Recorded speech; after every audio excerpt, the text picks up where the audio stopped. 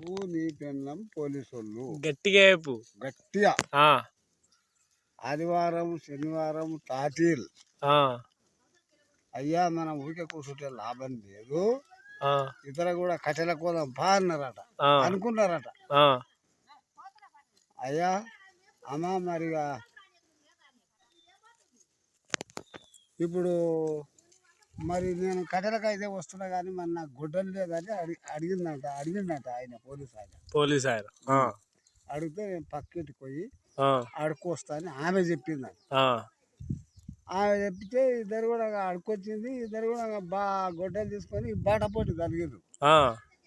ఈ బాటపోటీ తగిలితే ఏమైందంటే ఓ చెట్టు ఉప్పలమైన చెట్టు ఉన్నది. అరే ఈ గొడ్డలు తీసుకొని తగిలితే అన్ని ఇరుగుతాయి పడతాయి, నాకు నా పెళ్ళానికి సరిపోతాయి అని ఆ గొడ్డలు తీసుకొని చెట్టు దగ్గర గొడ్డలు అక్కడనే పోయి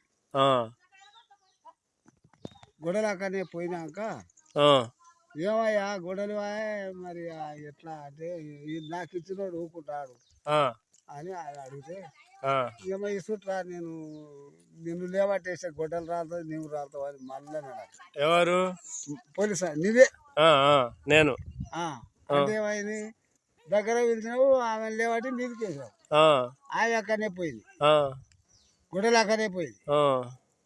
తర్వాత ఏమైంది రావణాది అటువంటి వీడానికి వస్తున్నాడు. అయ్యా ఇట్లా సంగతి పోలీసు ఆయన మరి నా భార్య పోయింది గొడ్డలు పోయింది ఎట్లా దీని సంగతి అంటే అయితే అట్లా కంప ఉన్నది ఏరుకొచ్చి గుద్దకాడ పెట్టి కాల పెట్టాం గొడ్డలు రాలుతుంది పెన్నలు రాలుతుంది అని చెప్పిందట వాడు. చెత్త పెట్టి కాల పెట్టామని ఇప్పుడు ఆ కుస్తే చెప్పిండు అనుకో, పెట్టినావు కాల పెట్టావు గట్టిగా కాల పెట్టినావు.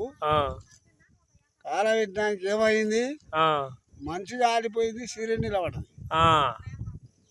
గుడ్డలుగా ఇనుప తుంక కాలిపోయింది, కాడ నిలబడ్డది. అవును మనిషిని కట్టెపుల ఏరుకొచ్చింది కదా. అవును ఆ రెండు రాలాలి, పెన్నెలు రాలాలి, గొడ్డలు రాలాలి. ఈ దస్తుల పుల్లలు కూడా వేసిండు. ఆ పుల్లలు కాలిపోయినాయి, దస్తు నిలబడ్డది. అదే ఈ మూడు అర్థం.